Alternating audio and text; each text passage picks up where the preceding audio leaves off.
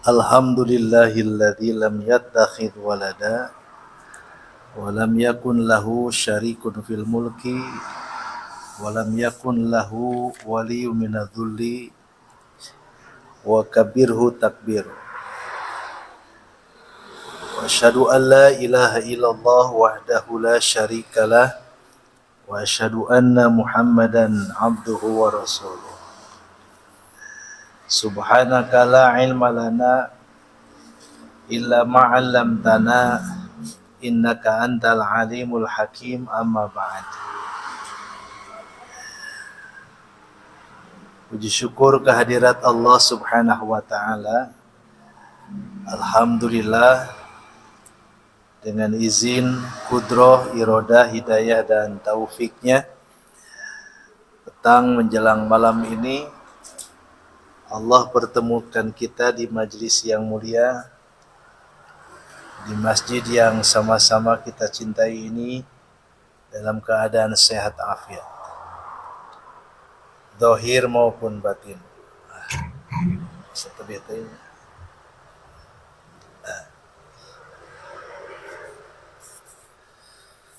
Disertai dengan harapan semoga dengan majlis ini Allah Subhanahu wa taala mendatangkan faidah manfaat buat kita. Setidaknya Allah akan mengampuni dosa-dosa kita dengan maghfirahnya. Dengan rahmatnya Allah akan pahalai dengan pahala yang berlipat ganda. Dan juga insya Allah kajiannya menjadi ilmu yang bermanfaat, yang bisa dirasakan manfaatnya hari ini di dunia, esok di alam barzah, dan kelak di akhirat. Salawat, salam, keberkahan kita mohonkan kepada Allah agar senantiasa tercurah limpahkan kepada Nabiullah Muhammad sallallahu alaihi wasallam, keluarga, kerabat, sahabat, dan mudah-mudahan syafaatnya sampai kepada kita semua.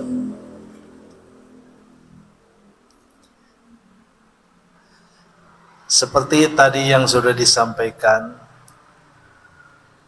bahwa kita pulang kembali kepada Allah itu akan membawa 4 hal.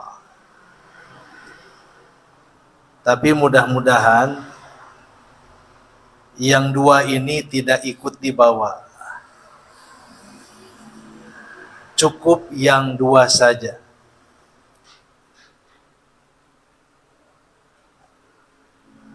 Walaupun kalau kita introspeksi diri, perasaan yang akan dibawa itu adalah semuanya.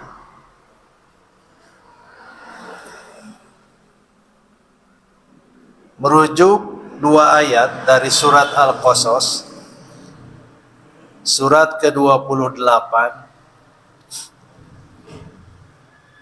ayat 84 dan 85.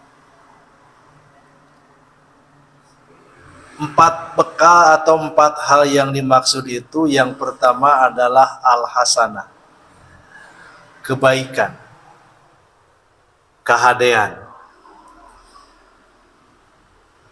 Yang kedua adalah as-sayyi'at, kejahatan, keburukan, dosa, zolim, dan sejenisnya. Yang ketiga adalah al-huda, petunjuk. Pasti kalau kita pulang kembali kepada Allah dengan petunjuk. Karenanya kenapa kita capek-capek belajar hari ini, tolab ilmu di sini atau dimanapun? Sebab ilmu itu akan menjadi petunjuk. Petunjuk di dunia, begitupun menjadi petunjuk di akhirat. Nah disangkana pendak panggih jeung Allah teh teu butuh pituduh, butuh. Paling tidak kajian tauhid itu ketika membahas katakanlah tentang hari kebangkitan, tidak pakai nasional ya. Hari kebangkitan, dibangkitkan semua hamba-hamba Allah dari kuburnya masing-masing. Bahkan kata Nabi, seandainya seseorang itu sudah menjadi puing, debu, maka Allah kuasa untuk mengembalikan utuh seperti sedia kala. Menurut ilmu kan? Menurut ilmu.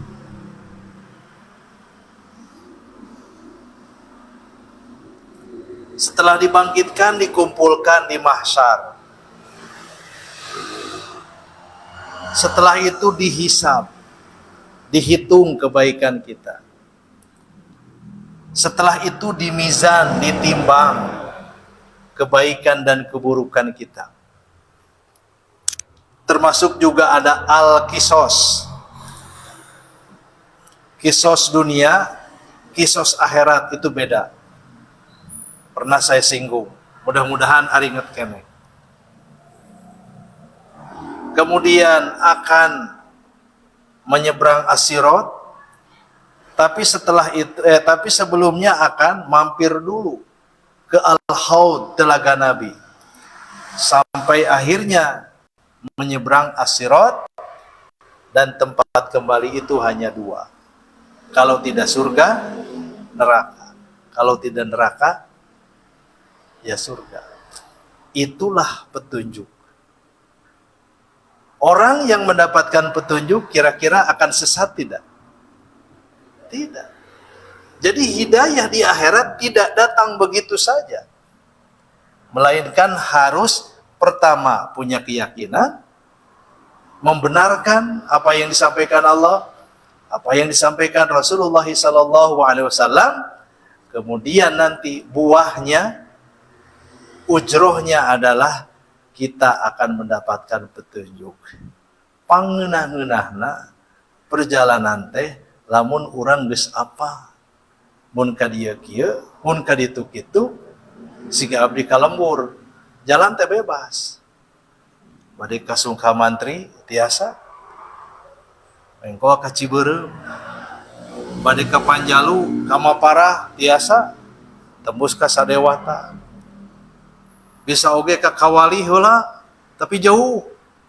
Bisa oge ka Ciamis, leuwih jauh. Bisa oge ka tol ka ditu.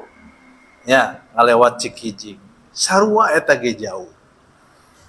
Tanpa menggunakan lagi Google Map ataupun aplikasi yang sejenis. Ngeunah perjalanan teh. Nyaho jalan. Masuk juga kalau melakukan umroh, ngaranna teh umroh non backpacker. Nugas apa manganah we. Berbeda dengan orang yang tidak punya petunjuk, riweuh. Nanya ka ditu, nanya ka dieu. Geus we cenah asa mending keneh ngilu ka travel. Tinggal diuk, dituduhkeun, dibimbing dan sebagainya. Jadi alternatifna di alam akhirat oge kitu. Mun teu nyaho jalan bakal dibimbing oleh guide yang ada di alam akhirat. Insya Allah itu karena kebaikan kita. Nah, yang terakhir adalah ad-dhalal, kesesatan.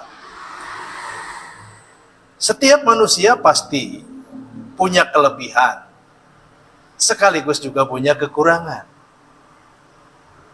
Setiap manusia tahu tentang sesuatu, tapi bodoh terhadap sesuatu. Leresnya, hayo weh ngulik ilmu tauhid. Ilmu nu sanesna kapopohokeun teh. Tapi da kumaha deui atuh. Ilmu hadis kurang begitu dikuasai. Ilmu tafsir, kalau tafsir mah da insyaallah. Ilmu tafsir mah pasti dipakai oleh ilmuwan apapun. Karena rujukan ilmu akidah, rujukan ilmu syariah, rujukan fikih pasti aya Quran jeung tafsirna. Mustahil teu make eta nya. Nah, sekalipun kita mempelajari sesuatu, mendalami sesuatu, tapi tidak tertutup kemungkinan kita banyak tidak tahu dari segala sesuatu.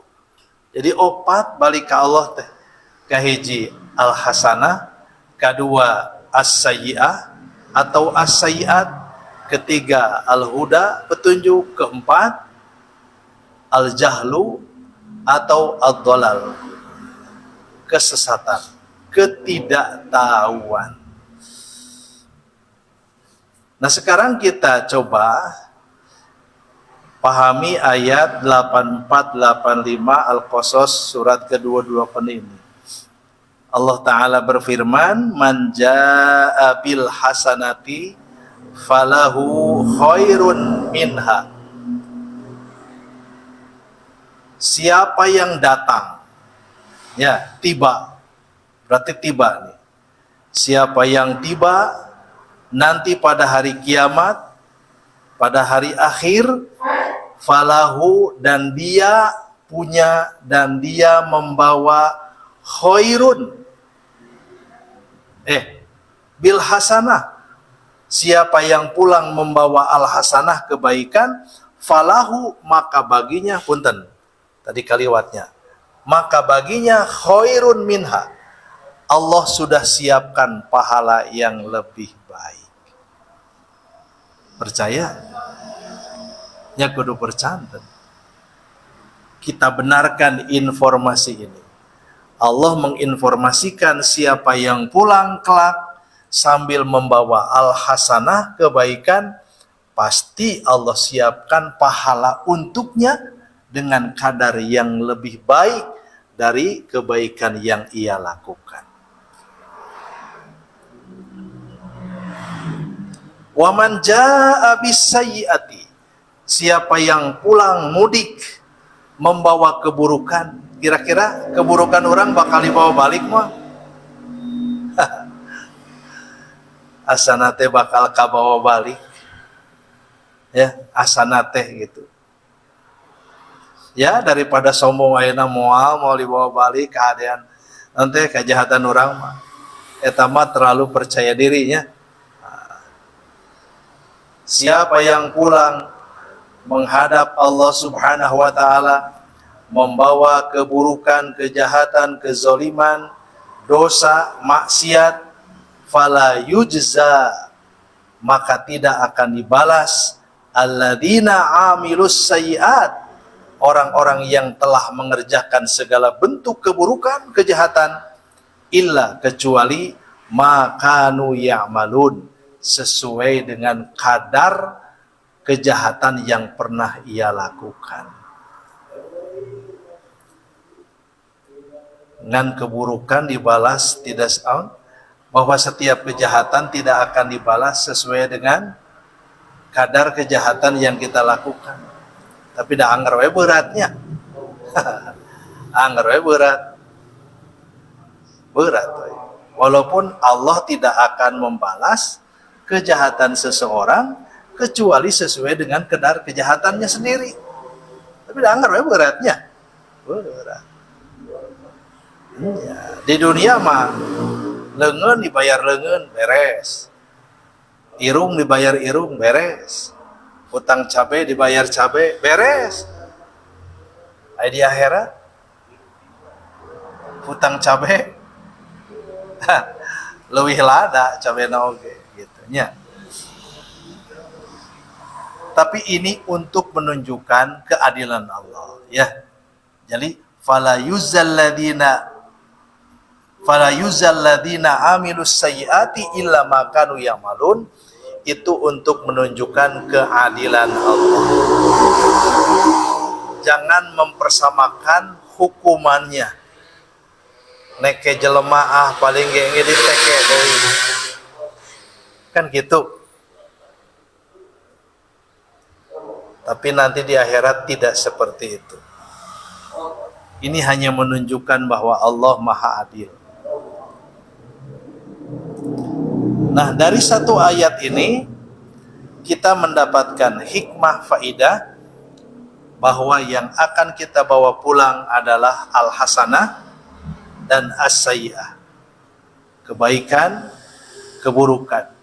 Kebaikan mudah-mudahan kita bisa bawa balik, dan kejahatan, keburukan, kezaliman kita mudah-mudahan ditinggalkan di dunia ini.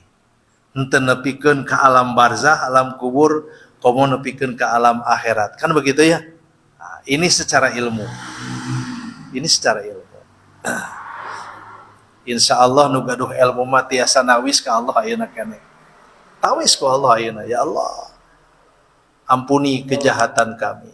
Ya Allah, jangan bawa kejahatan ini ke alam barzah dan ke alam akhirat. Ampuni, maafkan, hapuskan. Pokoknya mah teu dibawa ke dua alam, di luar alam dunia. Innalladzi farada 'alaikal Qur'ana. Sesungguhnya zat yang telah memfardukan, mewajibkan kepada kamu Al-Qur'an, agar kamu berpegang teguh kepada Al-Quran, yaitu Allah subhanahu wa ta'ala, la radduka ila ma'ad. Pasti Allah akan mengembalikan kamu, wahai Muhammad, ke tempat kembali. Allah janji, kalau Nabi Muhammad menerima Al-Quran, kemudian berpegang teguh kepada Al-Quran, lalu menyampaikan, menyebarkan Al-Quran lengkap dengan segala tafsirnya langsung dari lisan beliau, Allah janji pasti kamu akan dikembalikan ke tempat kembali dalam kurung yang kamu inginkan. Ma'ad ini dalam tafsir ada 3 makna. Yang pertama adalah Mekah, home sweet home. Lembur mah dalah di kumaha oge tempat balik, tempat mudiknya. Nu boga lembur mah alhamdulillah sakalian beres puasa asup lebaran teh mudik. Resep. Karena Allah sudah menjadikan kampung halaman itu sebagai satu kenikmatan yang tidak ada bandingnya. Nah, apa tempat kembali yang kedua? Tempat kembali yang kedua adalah alam akhirat. Ma'ad kedua adalah alam akhirat. Ma'ad terakhir adalah surga. Ini untuk Nabi kan? Untuk Nabi. Hari urang mah ada cik hayang cicing di Mekah teh. Ante orang mah pokona hayang ka Mekah we. Masalah cicing jeung teu cicing mah mukim tidak mukim itu urusan lain. Tapi tidak ada kerinduan kita ini ingin diam di Mekah, nggak ada. Larasnya. Tapi bagi Nabi sallallahu alaihi wasallam, karena beliau lahir di Mekah, secara naluri hayang balik dari kalembur teh. Jadi Allah berjanji kalau kamu berpegang teguh kepada Al-Quran, pasti kamu akan bisa balik lagi ke Mekah. Yang kedua, kalau kamu berpegang teguh kepada Al-Quran, maka kamu akan kembali ke alam akhirat sambil membawa pahala dari Al-Quran. Dan makna ma'ad yang ketiga adalah surga. Tak nu hiji mah henteu, tapi nu dua mah insyaallah urang hayang balik ke alam akhirat dina kaayaan salamet. Sarta urang hayang balik ke alam akhirat tungtung nate ka surga. Teu naon nu pangluhurna oge nya. Ayo urang mah pada sok aya nu panghandapna nya. Bios nalah nu panghandapna, nu pangsisina oge. Ya memang wios gitu da surga mah. Teu aya nu mubah sajengkal oge. Bade nu panghandapna kitu cek ilmu. Lain abdi pernah ka ditu lain. Cek ilmu. Nah, ini kalimat ini mungkin sebagai pesan aja ya. Pesan di balik empat yang tadi dan pokoknya no opat.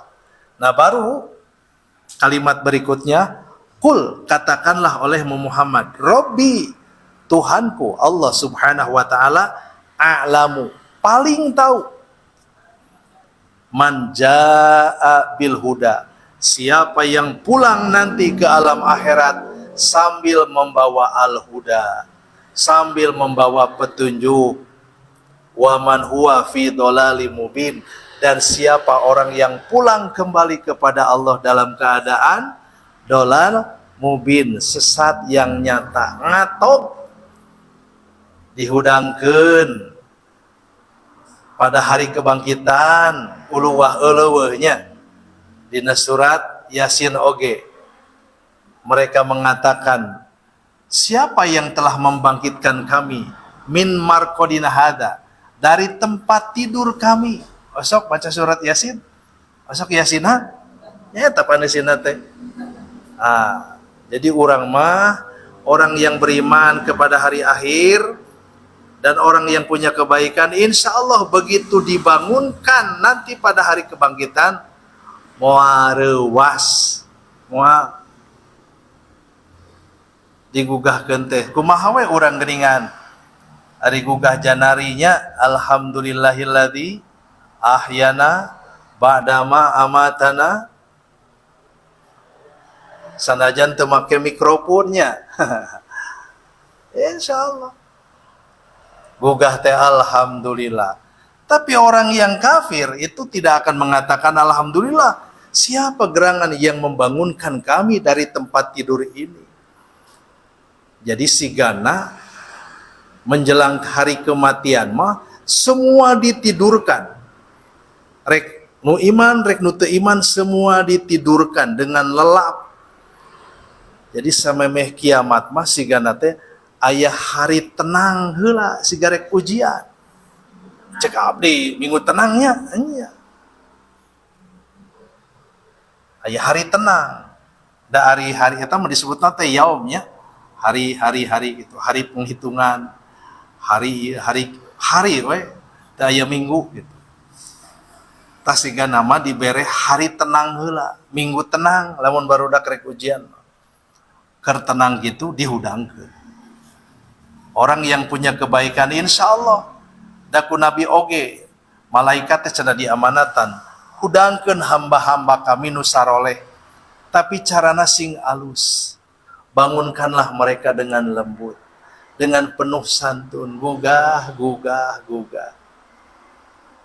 Tapi orang-orang yang kufur Allah menyuruh supaya membangunkan mereka dengan paksa. Bila perlu ditendang, tenang. Bila perlu dipukul, pukul, dan sebagainya. Cek ilmu eta teh nya. Cek ilmu. Kahartosnya. Iya ayatnya mundal. Jadi siapapun akan pulang membawa 4 hal.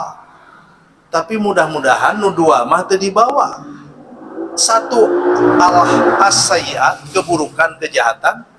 Yang kedua adalah ad-dhalal, kesesatan. Kebodohan kita mudah-mudahan teu dibawa balik. Sebab kalau kebodohan itu dibawa balik kepada Allah, kira-kira kumaha? Era henteu. Era akan malu semalu-malunya. Tapi bagi orang yang punya petunjuk, begitu pulang kepada Allah, dina hatina aya petunjuk mah babari, Pak. Ya. Dalam pikirannya ada petunjuk, di hatinya ada petunjuk, di tangannya ada petunjuk, di kakinya ada petunjuk. Matak bener nu soleh nu bageur mah cek paribasana leumpang nuturkeun indung suku oge moal sesat, Pak. Ka mana maneh nuturkeun indung suku. Tapi kalau dia orang baik pasti akan mendapatkan petunjuk-petunjuk dari Allah Subhanahu wa taala. Nah, inilah ayat yang sangat luar biasa. Jadi mudah-mudahan kita semua pulang kembali kepada Allah membawa al-hasanah dan al-huda. Sebab kalau kita pulang kembali membawa al-huda, insyaallah Pak regreg dah hirup ge di dunia ayeuna kudu ku pituduhnya Pak. Sok ayeuna banjir di mana? Di Aceh, di Sumut, di Sumbar. Kumaha lamun teu boga ilmu riweuh Pak, teu boga ilmu mah. Keur mah teu boga ilmu, teu boga hate, geus riweuh. Beda dengan orang-orang yang punya ilmu, punya al-huda. Musibah seberat apapun tahu bagaimana cara mitigasinya, tahu nya mana heula, kumaha heula dan sebagainya. Sapertos kieu we lah abdi anu nuju ayeuna nuju sering pulang anting Bandung Ciamisnya Pak. Geus pasti ngaliwatan Nagreg teh. Pasti ngaliwatan Malangbong teh Pak. Iyalah, kadinya we jalan teh da eueuh deui. Da bongan jalan ka ditu mah keur mah jauh, tol lagi mahal. Mahal ka Sumedang keluar ke Kertajati 80.000 atuh. Mending pake dahar pan cek urang mah kitu. Coba jarak ngajauhan. Ya. Nah, saya jalan sebut saja dari mulai Nagreg yang memang penuh resiko sampai katanya Malangbong, Gentongnya, sampai Gentong, sampai Pagar Ageng, Pak. Ya. Itu jalan penuh resiko. Dan berkali-kali kalau ada kejadian kecelakaan laka lantas pasti lila Pak. Nah, ada didinya nage posko atuh. Harusnya kan ada poskonya Pak. Peperiheun jalan tadi omehan. Tiba heula angger legana sakitu, kendaraan semakin banyak, kemudian juga muatannya juga semakin ugal-ugalan. Sok tinggal di truk pararinu. Jadi saya selama Bandung, sebut we Bandung Tasik, Tasik Bandung, pasti mengalami kecelakaan di sepanjang titik itu. Terakhir perjalanan kami Sabtu, pas tanjakan beres Malangbong, panaya tanjakan, jadinya kecelakaan bis dan motor. Pengendara motor meninggal dunia di tempat. Lama itu teh penanganannya. Kemudian minggu sebelumnya, etama truk hebel, labu nanti, bahe, bahe ke jalan, nggak 1000 Pak, lila ata. Terus didinya kene sama, ditanjakan eta mogok Pak. Truk dan muatanna loba pisan mogok. Tidak ada petugas satupun. Berarti ya, cara mengelola, menata negeri ini jauh dari al-hudanya banyak. Nah kalau dekat dengan al-huda, dengan petunjuk mah pasti punya mitigasi bagaimana supaya orang-orang pengendara kendaraan itu kalaupun ada kecelakaan cepat diantisipasi, cepat diselesaikan. Malah harita pada ngawas Sabtu Pak, Sabtu katilunya di Al-Barokah di GBA sami malam mingguan kan imam malam minggu kedua di itu malam minggu katilu eta mimiti mah mangprung alhamdulillah cik teh ya eueuh kenala. Nah ari geus deukeut ka Nagreg Pak, ampun eta macet cicing teh. Pas di ditu teh nembe aya nu purunyung murunan 40 kemudian nembe aya nu purunyung mobil teh taros ka mobil teh Kang aya naon di ditu eta cenah ayo evakuasi dam truk cenah eta teh ka Jumprang. Jadi untuk menyelesaikan salah satu tugas yang biasa saja lama. Apalagi musibah yang terjadi saat ini. Lama Pak, pasti lama. Ya. Saya tidak bisa membayangkan. Karena itu Allah sudah mengingatkan bahwa hidup di dunia itu butuh petunjuknya Pak. Butuh pituduh itu tak. Dan pituduh yang paling utama adalah petunjuk bagaimana agar kita bisa kembali menghadap Allah dalam keadaan qalbun salim, dalam keadaan selamat. Ya, kalau ditanya kenapa kita ini butuh al-huda, butuh petunjuk, jawabannya Karena pertama Al-Huda itu adalah penuntun arah dan tujuan. Yang kedua, meningkatkan efisiensi dan produktivitas. Kurang pepelakannya Pak kapungkur diraba-raba teu make ilmu, halus teu hasilna. Goreng atuh. Tadi abdi ngobrol. Tadi teh cenah punten lah. Disungkeun ieu na cenah naon ngadoa cenah aya hitbah mangga abdi teh dongkap ka eta tempat. Da sakedap ngahitbah mah.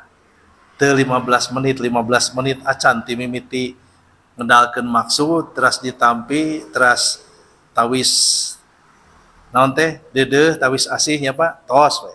Tos kitu mah remeh temeh kan ngobrol abdi teh ngobrol pancak kaki cek teh Kang ibu mi teh di Jakarta ayeuna sakulang anting ka dieu da si ibu ayeuna nyalira terus deui anjeunna teh gaduh kandang hayam di Cikoneng Ciamis Pak pulang anting bayangkeun bumi di Jakarta ibuna datos nyalira eta teh sok disarengan we di Bandung teras we tempat damel di dieu non nyawira swasta namanya tah saura anjeunna da di pasir Pak nyimpen hayamna oge eta teh kirang langkung kangge meser gas LPG hukum sasasih teh 40 juta.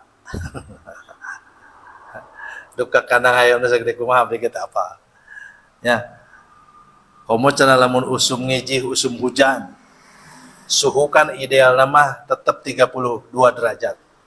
Tah eta teh kangge ngahaneutkeun kitu teh ku gas we LPG.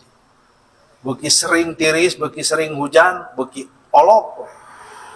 Tapi lamun panas gitu tah. Tadi dinya diantawis biaya produksi teh.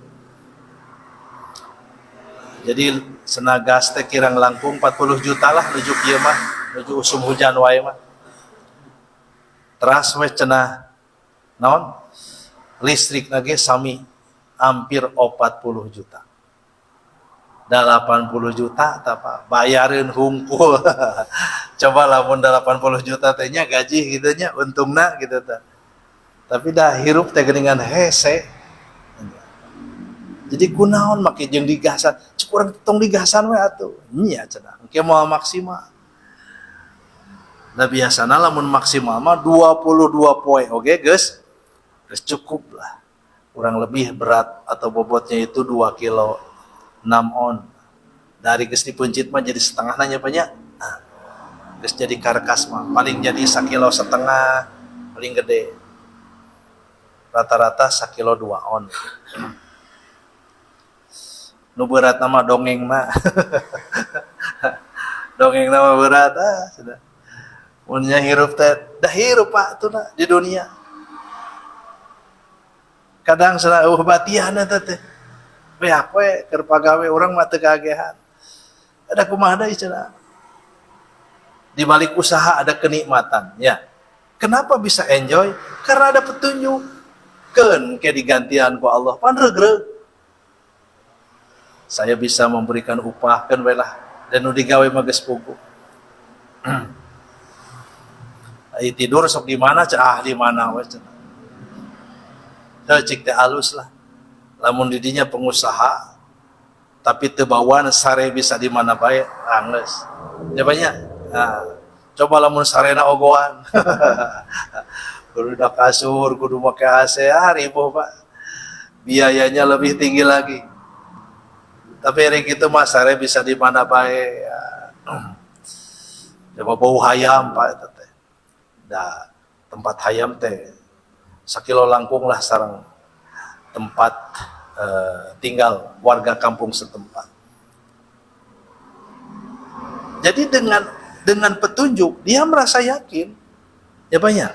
Coba kalau tidak dengan petunjuk, mah kudu meuli gas 40 juta. Jabat teu kenging meser nu melon teh apanya. Lamun ku melon sigana mah saeu we beureunan sakol-sakol ngapoe teh. Teu kabayang. Ya begitulah. Tapi dengan petunjuk dia mendapatkan ketenangan. Insya Allah hasil mamual kamana. Walaupun katanya ada MBG, pan MBG teh ayeuna teh persoalan teh Pak, pengecer kesulitan mendapatkan barang karena sudah diborong oleh SPPG apa namanya lah, dapur-dapur itu. Saep cenah Pak. Tapi keur peternak mah anger we sakit tuh. Masing diborong ku ya, diborong gitu. Anger we urang mah sakit tuh. Untung urang mah ngan saukur ngadenge dongeng apa. Coba lamun ngalaman ya Pak, teu kaawakan dari ripuh atuh. Ripuh. Tapi karena punya petunjuk, punya al-huda, dia tenang aja, optimis gitu. Ketiga, menjamin keamanan dan keselamatan. Komo penerbangan banyak. Dikira penerbangan itu kumaha gitu. Termasuk yang Airbus 320 itu ya. Karena menurut pabriknya ini mengalami masalah. Jadi penerbangan apapun yang menggunakan pesawat Airbus 320 itu rek dipariksa deui. Ting naon eta Pak. Sehingga penerbangan-penerbangan yang sudah terjadwal dengan fix itu mengalami reschedule. Bayangkeun. Nyusahkeun sarerea. Tapi karena punya petunjuk ya bisa di handle gitu lah. Beda jeung nu teu boga petunjuk, ngaharulang Pak. Ieu kumaha cenah? Siga banjir gamarinya. Banjir jaba runtah-runtah numpuk itu kumaha penangananana. Bahkan berita terakhir tenda-tenda oranye itu baru dipasang ketika beberapa jam sebelum presiden tiba ke tempat lokasi bencana. Bayangkeun bangsa orang mentalnya kan harusnya begitu ada kejadian langsung dipasang ya. Dariskan atuh Pak, orang yang sudah mengungsi dari satu rumah karena terdampak banjir untuk beberapa saat mah teu meunang we kadinya deui sebab bisi aya banjir susulan ya. Banjir susulan mungkin, duit susulan mah teu mungkin. Ya. Makanya tenda di tempat yang aman, kan eta evakuasi teh. Bahkan yang terakhir saya baca, menurut BNPB 900-an. Menurut yang paling akurat jutaan mau teh, Allahu Akbar. Tapi duka kumaha. Makanya kan sekarang tidak ada juru bicaranya Pak. Padahal juru bicara teh penting. Bagaimana musibah ini, berapa jumlahnya, selalu ada update. Itu harus ada juru bicara. Tapi hari ini kita tidak melihat juru bicara. Nah, berarti ada kebenaran yang disembunyikan. Betul. Kenapa butuh al-huda? Sebab dengan petunjuk bisa meminimalisir ketidakpastian. Apalagi dengan silang pendapat dan sebagainya, kalak-kaleuwih riweuh. Nah itulah kenapa kita butuh petunjuk.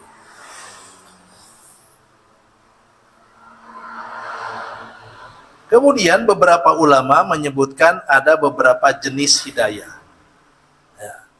Di urang mah lolobana taufik hidayah. Ngaran jalmi. Hidayah itu ada beberapa macam. Pertama hidayah ilham, yaitu petunjuk yang diberikan melalui ilham atau intuisi. Aya doana, Robi auzi'ni an ashkuru nikmatakallati. Ya Allah, ilhamkan kepadaku.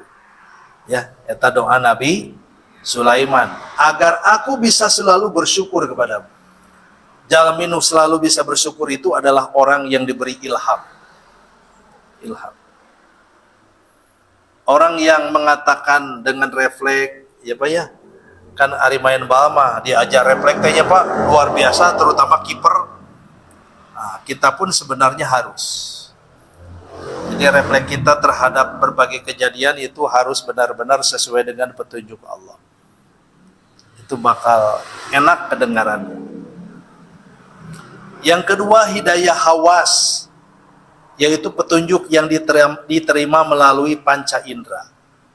Kemudian hidayah akal, akal logika, ya, yang digugat oleh Rocky Gerung, bukan kebijakannya, tapi logikanya. Jadi bagaimanapun keputusan pemimpin itu harus dengan logika yang bisa dipertanggungjawabkan. Kan penting, itu wacana baru, ya. Nah, biasanya dikritik tanya banyak kebijakan. Nah, oleh ahli logika yang dikritik itu adalah logikanya. Benar nggak kebijakan ini logikanya? Kemudian hidayah agama dan syariat, berupa petunjuk agama dan hukum-hukum syariat. Kemudian hidayah wujdan, petunjuk yang melekat pada setiap makhluk untuk kelangsungan hidupnya, seperti insting bayi untuk menangis saat haus. Bayi mah hayang nyusu cerik, hayang diais cerik, keeng cerik we gitu. Seri-seri sote mun diheureyan. Bagaimana cara kita mendapatkan hidayah? Yang pertama adalah doa.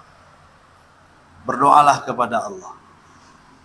Salat kita intinya adalah meminta petunjuknya.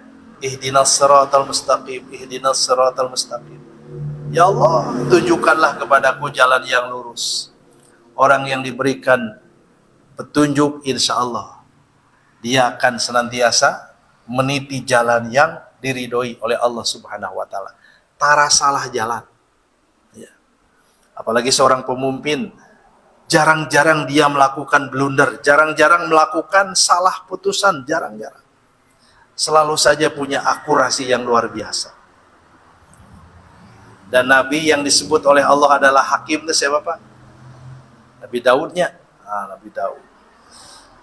Nabi Daud itu awab, seorang yang ahli taubat. Dan kalau dia memutuskan satu hukuman, selalu dirasakan adil oleh orang yang meminta hukum fatwa kepadanya. Jadi berdoalah supaya kita senantiasa mendapatkan hidayah petunjuk dari Allah Ta'ala. Petunjuk apapun. Sehingga di Indianya banyak, di perindapan tah, di medsos, aya tukang servis, nyervis barang naon bae, sagala bisa dengan waktu yang tidak lama. Datang istri kaan, omean, datang ngon kompor, TV, wah sagala bisa Pak, luar biasa. Itu adalah ciri orang yang mendapatkan petunjuk dari Allah. Iya. Tadi ajar, tadi gitu, tapi bisa. Gitu, Abdi sok emu terencangan. Lain saya sebenarnya bisa anggap lehna.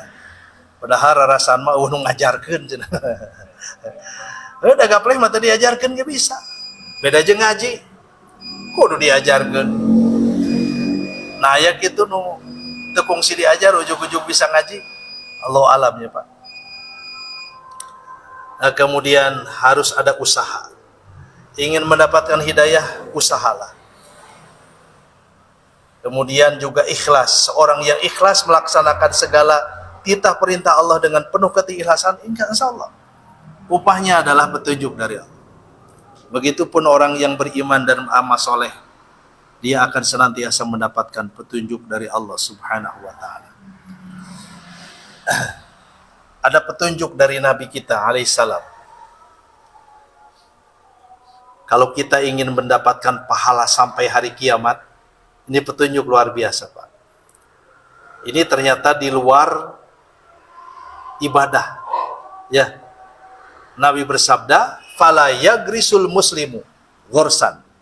Tidaklah seorang muslim menanam satu bibit tanaman, fayakula minhu insanun, lalu tanamannya itu ketika berbuah dimakan oleh manusia, wala dabatun, bahkan dimakan oleh binatang melata, ku bagong, ku monyet, ya banyak. Wala toirun, termasuk juga burung. Kalau saya di rumah ada pohon lengkeng, tapi tara keagehan Pak. Beak wae ku kekes. Ya, kekes teh adina bajing kan. Bajing mah gede eta mah leutik. Nyahong ka handap teh sikina we pluk pluk pluk.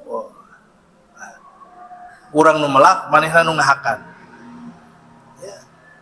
Illa kana lahu shadaqatan. Melainkan baginya adalah sodakoh. Jadi sodakoh teh lamun orang asal lebar mere duit melak tatangkala. Ya, tuluy hasilnya dimakan oleh apapun itu jadi sodakoh buatnya. Ila yaumil kiamah, sampai hari kiamat. Bayangkan Pak, sampai hari kiamat unlimited. Ya, ini petunjuk dari Nabi. Hari ayeuna mah tibalik. Hutan digunduli. Jadi dosana nebikeun ka kiamat. Kalau menurut hadis ini. Iya. Kalau kita menanam dan kita tidak peduli hasilnya dimakan siapa, maka itu sedekah sampai hari kiamat. Seorang yang merusak pohon tanpa ada alasan yang jelas, apalagi hanya ingin menguntungkan pribadinya, maka dosanya pun sigana nepikeun ka kiamat. Nabi bersabda tentang menanam ini, in qomati sa'ah, jika kiamat itu sebentar lagi terjadi, malah dibejakeun, isuk sakola libur, sabab isuk kiamat misalnya, ya kan berandai-andai. Wa fi yadi ahadikum, dan di tangan seseorang di antara kalian itu fasilatun, ada satu bibit pohon, ya, lain 1000, lain sabaraha, ya mah hiji Pak, hiji.